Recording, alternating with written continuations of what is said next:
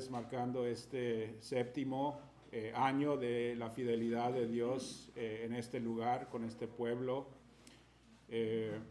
Para Sandra y para mí es un gozo estar aquí. Hemos estado en unas jornadas desde el viernes, ayer en la mañana y hoy. Y nos sentimos en realidad acogidos y sentimos que estamos en nuestro hogar, ¿no? Entonces les agradecemos el amor de todos ustedes, le agradecemos a Dios su fidelidad. Yo particularmente estoy agradecido con Dios porque Dios contesta oraciones y los contesta de una forma muy poderosa, ¿no? Yo vine acá el año pasado, estuve con ustedes y no fue un momento en que hubiera querido estar. Sin embargo, hubo oraciones y yo oraba que Dios mandara un varón de Dios para seguir esta obra. Y le doy gracias a Dios que trajo al pastor Henry. Ha sido un placer conocerle, su familia. Y cómo Dios sigue obrando y sigue creando unanimidad y armonía en este lugar, ¿no? Que Dios es el espíritu de unanimidad, ¿verdad? ¿No? Entonces, sí, hermanos, entonces es un placer estar con ustedes. Voy a hablarles en esta mañana acerca de la oración y vamos a ir al libro de los Hechos. El libro de los Hechos, y vamos a estar en Hechos 4, versículo 23. Vamos a leer Hechos 4, 23 hasta el versículo 31. Les voy a pedir, hermanos, si pueden ponerse de pie en reverencia a esta palabra inspirada, infalible, entregada a nosotros, esta palabra de Dios. Dice la palabra de Dios así, Hechos 4, 23. Y puestos en libertad, vinieron a los suyos y contaron todo lo que los principales sacerdotes y los ancianos les habían dicho. Y ellos, habiéndolo oído, alzaron unánimes la voz a Dios y dijeron: Soberano Señor, tú eres el Dios que hiciste el cielo y la tierra, el mar y todo en lo que ellos hay. Que por boca de David tu siervo dijiste: ¿por qué se amontinan las gentes y los pueblos piensan cosas vanas? Se reunieron los reyes de la tierra y los príncipes se juntaron en uno contra el Señor y contra su Cristo, porque verdaderamente se unieron en esta ciudad contra tu santo Hijo Jesús, a quien ungiste Herodes y Poncio Pilato, con los gentiles y el pueblo de Israel, para hacer cuanto tu mano y tu consejo habían antes determinado que sucediera. Y ahora, Señor, mira sus amenazas y concede a tus siervos que con denuedo hablen tu palabra, mientras extiendes tu mano para que se hagan santidades y señales y prodigios mediante el nombre de tu santo Hijo Jesús. Cuando hubieron orado, el lugar en que estaban congregados tembló, y todos fueron llenos del Espíritu Santo y hablaban con denuedo la palabra de Dios. Esta es la palabra de nuestro Señor Jesucristo. Vamos a orar. Padre Santo, te damos gracias, Señor, en esta mañana. Te damos gracias, Señor, por esta palabra, Señor, que tú has entregado a nosotros. Te damos gracias, Señor, porque, Señor, nos la has preservado, Señor. La has, Señor, hecho que nosotros tengamos acceso a esta palabra a través de traductores y personas que, Señor, se dedican a exponer la palabra tuya. Te damos gracias, Señor, por los expositores, Señor, que tú has levantado en esta iglesia, Señor. Te pedimos que tú sigas, Señor, empoderándoles, tú sigas, Señor, dándoles fuerza, Señor, y capacidad, Señor, y tiempo para escudriñar tus escrituras, Señor, escudriñar tu palabra y entregarla, Señor, de la forma en que tú has ordenado, Señor, a tu pueblo. Te pedimos, Señor, en esta mañana que tú estés con un siervo, Señor, que las palabras que salgan de mi boca así como la meditación en los corazones de cada uno de los presentes, Señor, sean aceptables y agradables ante ti, Señor. Te pido que esta palabra, Señor, en esta mañana eche raíz, Señor, que haga su función de cambiar vidas, Señor. Te pido todo esto en el nombre de nuestro Señor y Salvador, Cristo Jesús. Amén. Pueden tomar asiento, hermanos. No hay lugar como el hogar. No hay lugar como el hogar. Esa fue la célebre frase que Dorotea repitió para salirse de ese reino fantástico de Oz y regresar a Kansas. ¿Se acuerdan? No hay lugar como el lugar. Y hoy día yo digo también, junto con Dorotea, no hay lugar como el hogar. Este es un hogar para mí, es un hogar para Sandra y no hay lugar como el hogar. No hay felicidad como lo que hay en el hogar. ¿Por qué es el hogar tan importante? El hogar, en primer lugar, provee personas que nos aceptan. Proveen personas que nos aceptan. Ese es el hogar. El hogar nos brinde protección. El hogar nos separa de la adversidad, ¿verdad? Estas son las cosas que hacen que el hogar sea el hogar y que no haya lugar como el hogar. En Hechos 4:23 vemos un giro en la historia de Pedro y Juan, ¿no? Pedro y Juan ante el Sanedrín, acuérdense que comienzan a esparcir el evangelio allá en Judea, comienzan a predicar con denuedo, el Espíritu Santo se derrama en ese lugar con poder y empodera a los discípulos a predicar en nombre, sobre todo nombres, el nombre de nuestro Señor Jesucristo. Y a los líderes religiosos no les molesta tanto que estén predicando, pero que no prediquen sobre ese nombre, ¿verdad? Que no digan el nombre de Jesús. Si pueden predicar sin declarar y proclamar el nombre de Jesús, todo estaría bien. Pero ellos dicen, no hay otro nombre dado a los hombres que pueda salvar, ¿no? Y se mantienen en esta postura de tener que predicar el evangelio, y a los líderes religiosos no les gusta, los atrapan, los llevan ante el Sanedrín, los llevan a la cárcel, y se desata toda esta persecución que vamos a ver a lo largo del libro de los Hechos. Después de haber sido puestos en libertad de este grupo poderoso de líderes, fueron ¿a dónde? No fueron a las calles a proclamar su triunfo. Mira, nos llevaron ante el Sanedrín y salimos victoriosos. No hicieron eso.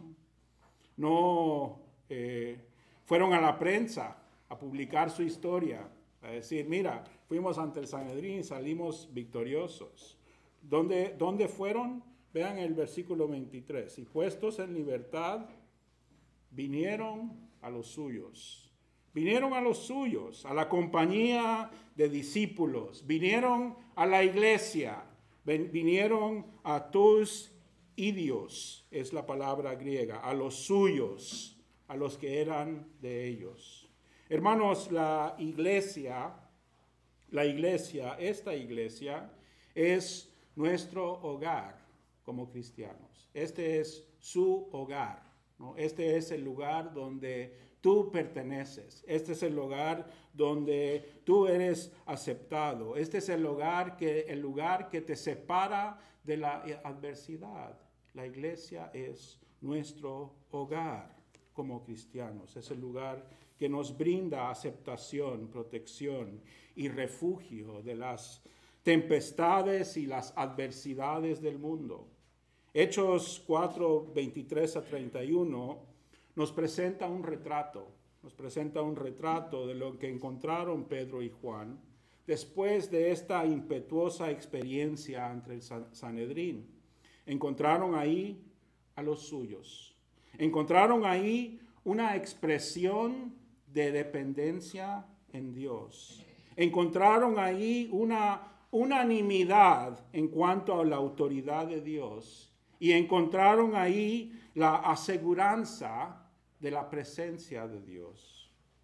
He puesto por título de este mensaje, vinieron a los suyos.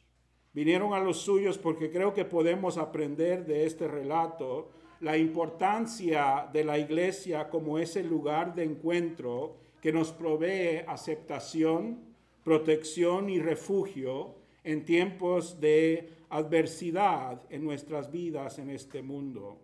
Estoy tan agradecido con el hermano Henry por esa oración que acaba de hacer sobre esas elecciones que vienen el martes. Yo estoy con que se acaben ya, por fin. Y creo que muchos igual. Pero tenemos que, hermanos, no dejar que la ansiedad nos venza, no dejar que el miedo se tome control de nuestras vidas. Sabemos que hay un Dios soberano, hay un Dios todopoderoso, un Dios que pone y quita reyes, pone y quita presidentes. ¿Quién va a ganar la elección? Va a ganar la persona que Dios quiere. Y en eso podemos descansar, en eso podemos descansar. Y ese es el mensaje que recibes aquí en esta iglesia, ¿no? Los desafíos, las adversidades que experimentamos en nuestras vidas, en el mundo, son difíciles, son a veces violentos. A veces no sabemos dónde ir y a dónde acudir. Y nos retiramos a nuestras alcobas, a nuestros propios lugares. Las batallas que enfrentamos en el mundo son voraces y parecen invencibles. Y nos olvidamos de la autoridad absoluta y la soberanía total que es del Dios que servimos. Los ataques y las calumnias del mundo se nos avecinan y lo que buscamos es nuestra comodidad. Lo que buscamos es una pausa, un relevo de los azotes. Pero en este relato vemos una aproximación distinta a los desafíos, a las adversidades, a las batallas, a los ataques y a las calumnias.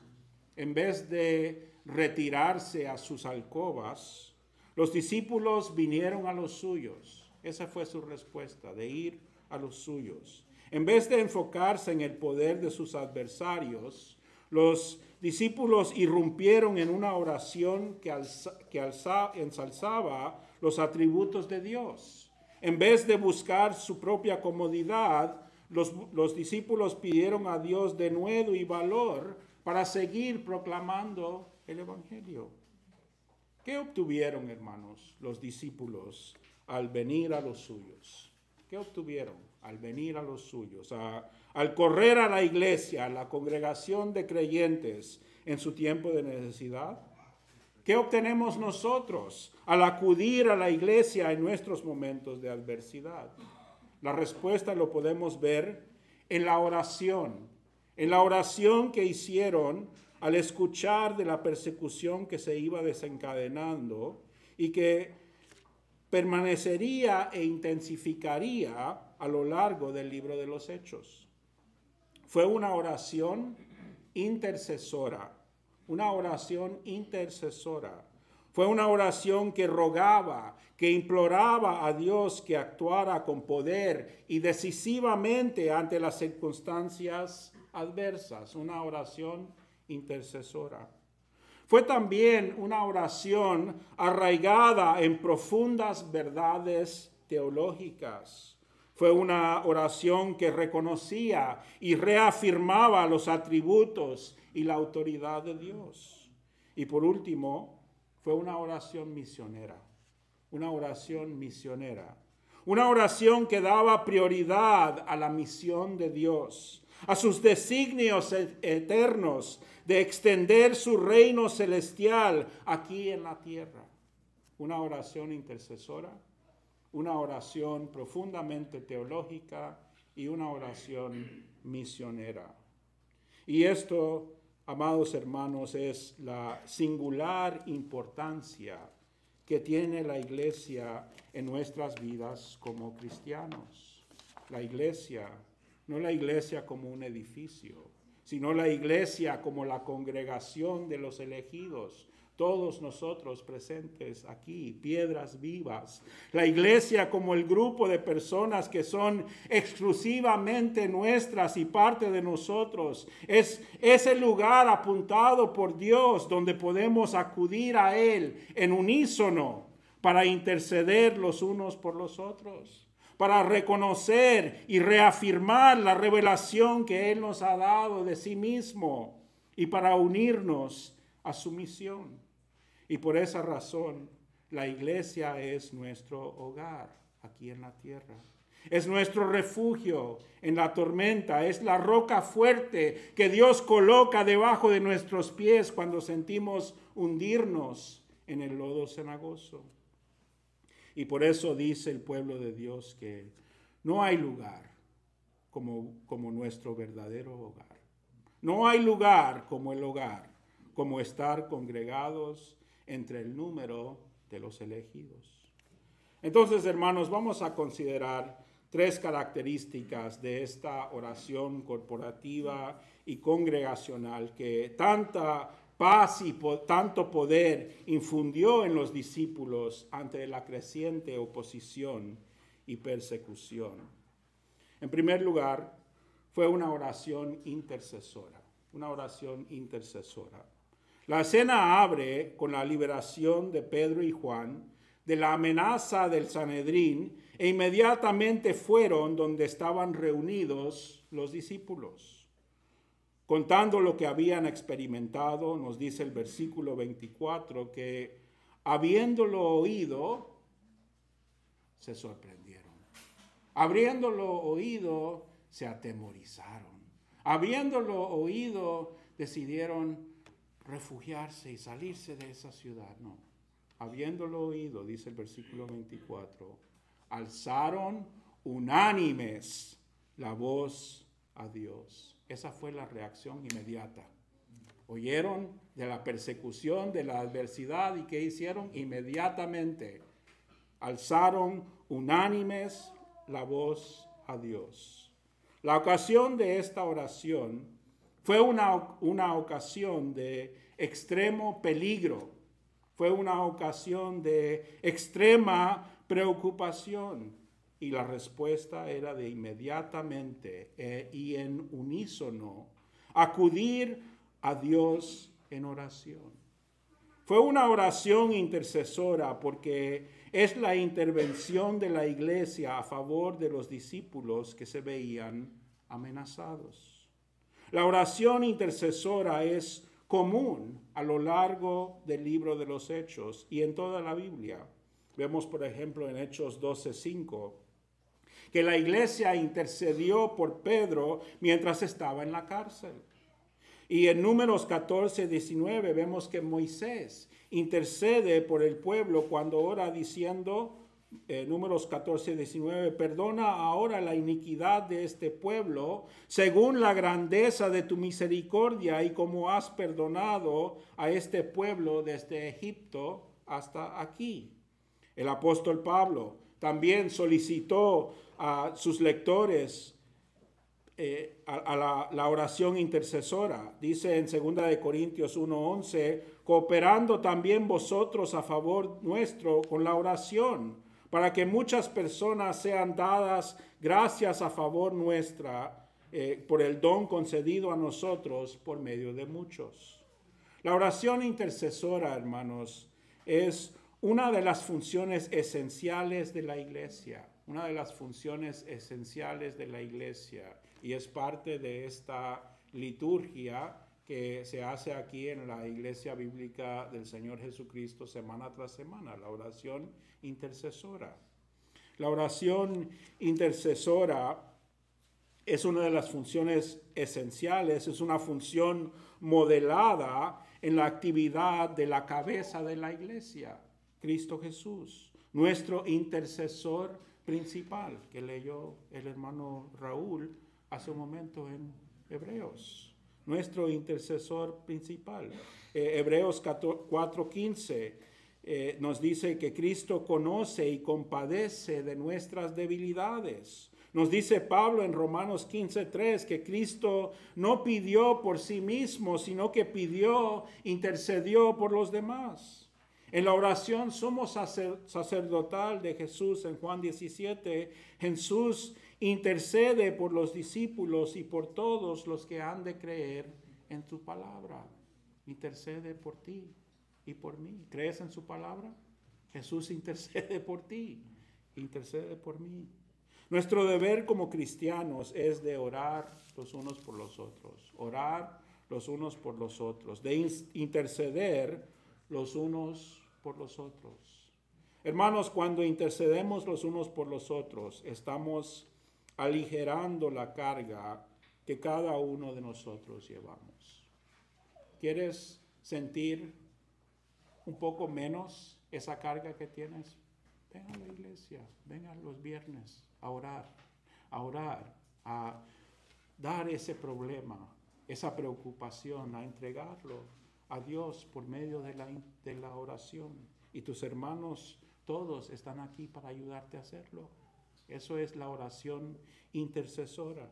Cuando intercedemos los unos por los otros, estamos ministrando la palabra de Dios. Estamos ministrando la palabra de Dios a través de la oración, afirmando verdades eternas y recordando a nuestros hermanos de todos los beneficios que son nuestros en Cristo Jesús.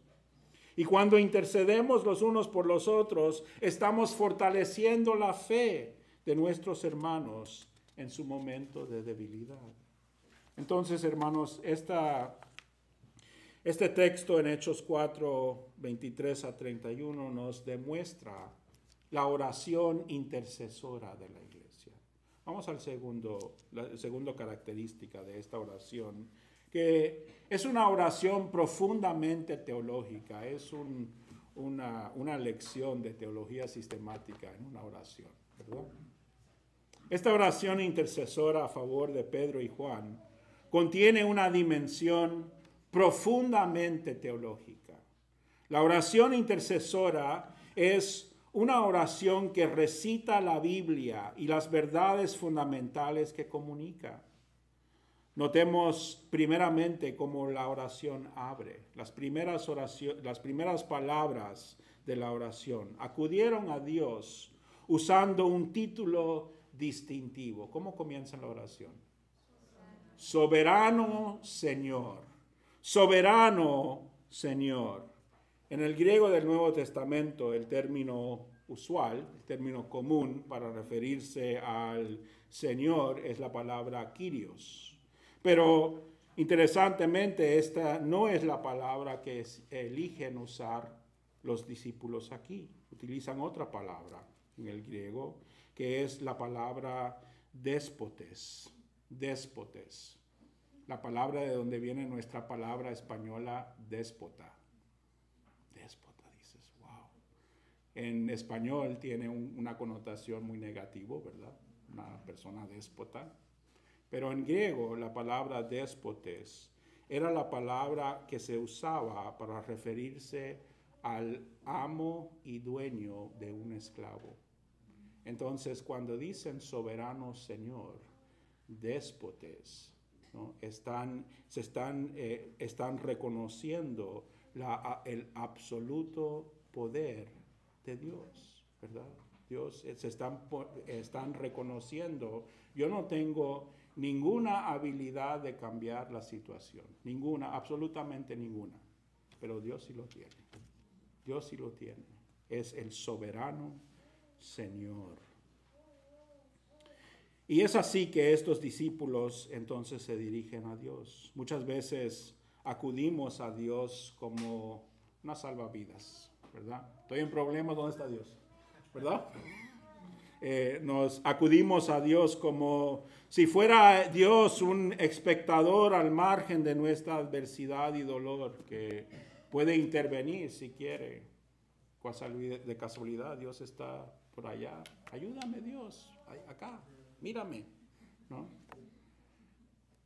Pero estos discípulos comenzaron su oración con otra imagen en mente.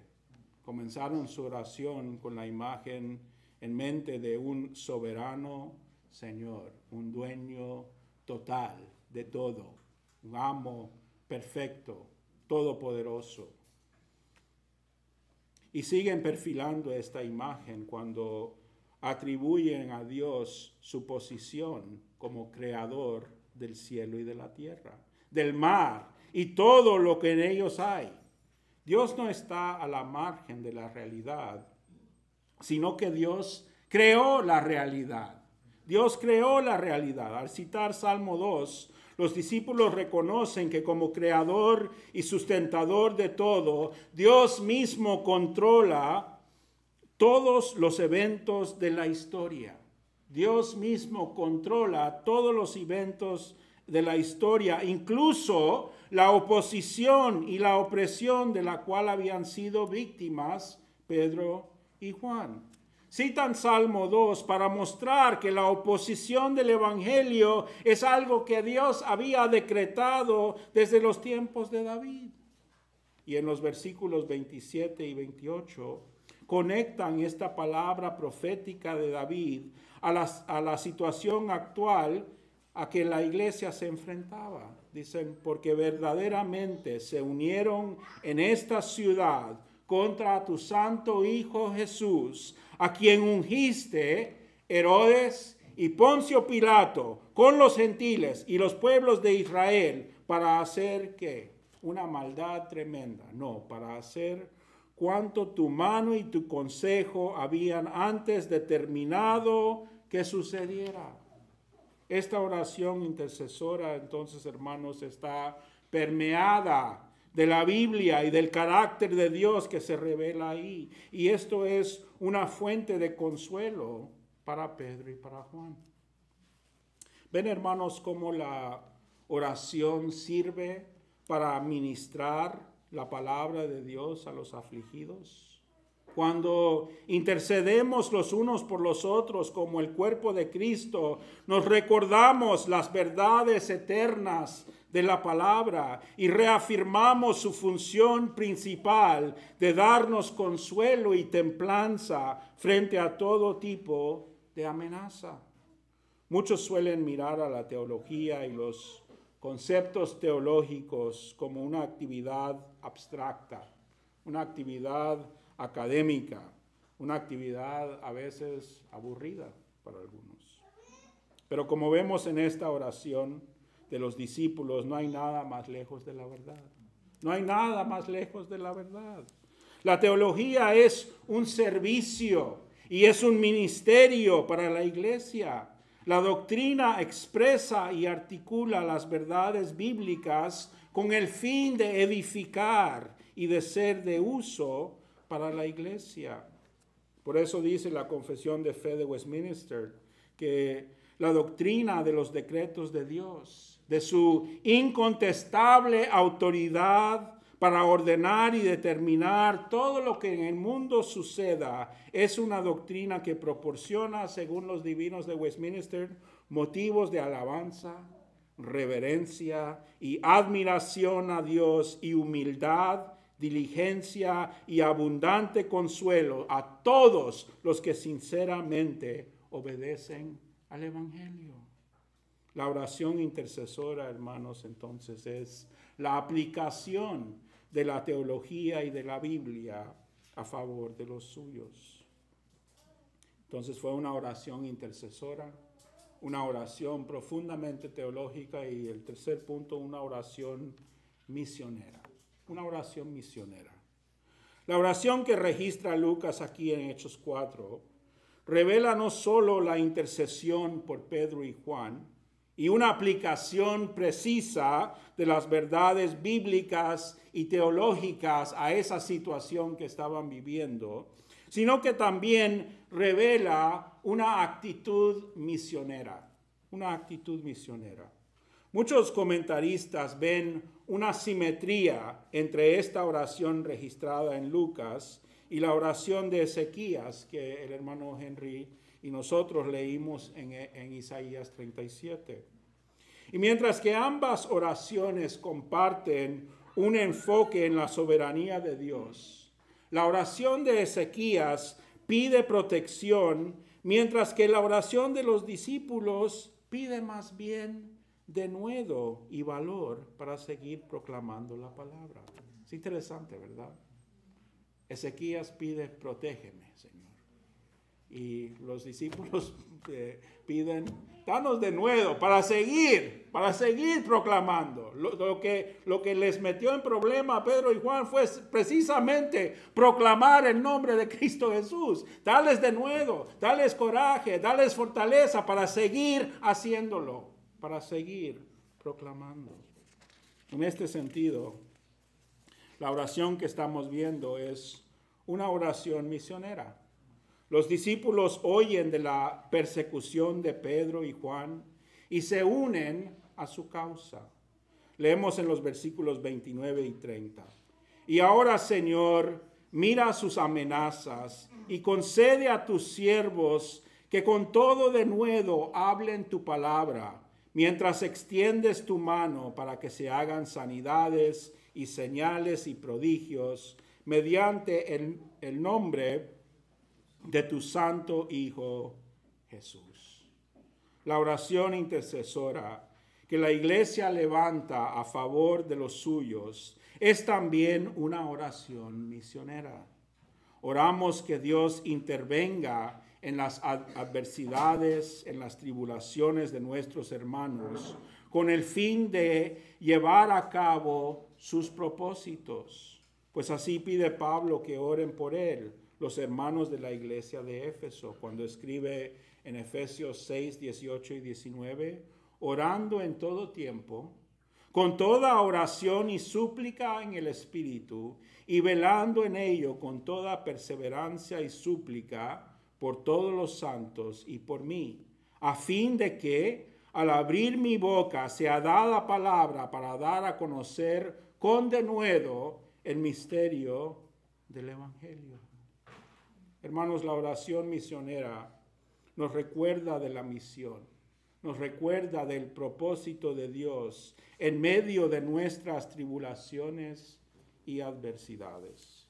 Y es así que la intercesión que nos proveen nuestros hermanos sirve para fortalecer nuestra fe.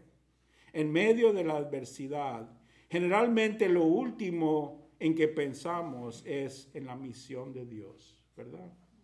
Estamos en un problema, estamos con miedo, preocupaciones. ¿Estamos pensando en la misión de Dios? No, estamos pensando cómo salgo de ¿verdad?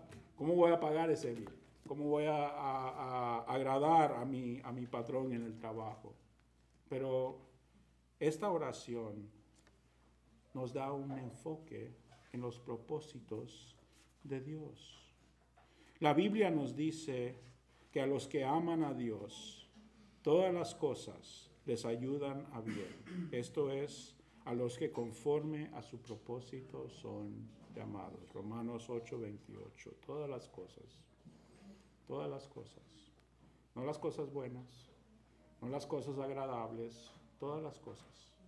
Todas las cosas ayudan a bien a los que aman a Dios y conforme a sus propósitos son llamados. Cuando nuestros hermanos interceden por nosotros, nos recuerdan, hermanos, de los propósitos y los designios de Dios.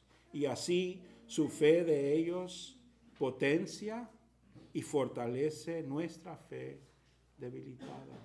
Esa es la importancia de la oración en este lugar, la oración dentro del cuerpo de Cristo. No hay lugar como el hogar. No hay lugar como el hogar. Y la iglesia, hermanos, es nuestro hogar. Es el lugar donde podemos acudir para recibir las oraciones intercesoras de los nuestros. La iglesia, hermanos, es el lugar donde podemos venir a recibir las oraciones de los nuestros. Y es a través de esa oración que se nos aligera la carga de nuestra adversidad, de nuestra tribulación y de nuestro dolor. Es a través de esa oración que se nos recuerdan las verdades bíblicas y se aplica esa doctrina a nuestras almas. Y es a través de esa oración que se nos fortalece la fe, colocando nuestras dificultades en los propósitos eternos de Dios. Vamos a orar, hermanos. Padre Santo, te damos gracias, Señor, por esta palabra. Te damos gracias, Señor, por este ejemplo de los discípulos que recibieron a Pedro y a Juan, Señor, después de una situación preocupante, una situación alarmante, una situación peligrosa, Señor. Te damos gracias que, Señor, tú nos registras en tu palabra, Señor, la función real, la función verdadera, la función fundamental de la iglesia, Señor, de todos nosotros para con nuestros hermanos, orando los unos por los otros. Señor, te pedimos que a través de este texto, Señor, a través de tu palabra, tú puedas, Señor, seguir bendiciendo a esta iglesia después de 7 años, Señor, y hacer de ella, Señor, ese lugar, Señor, donde acuden, donde corren, donde vengan, Señor, todos nuestros hermanos, Señor, con dificultades, con adversidades, con problemas, con temores, Señor. Que vengan a este lugar, Señor, que tú has establecido aquí en Columbus, Señor, para recibir, Señor, lo que tú has mandado en tu palabra, que es una oración intercesora, una oración teológica, una oración misionera, Señor, para fortalecer la fe de nuestros hermanos, para, Señor, aplicar la teología a las almas y, Señor, para revelar y poner en perspectiva tus inmensos propósitos, que son siempre propósitos para bien y no para mal. Todo esto te lo pedimos en el nombre de nuestro Señor y Salvador, Cristo Jesús. Amén.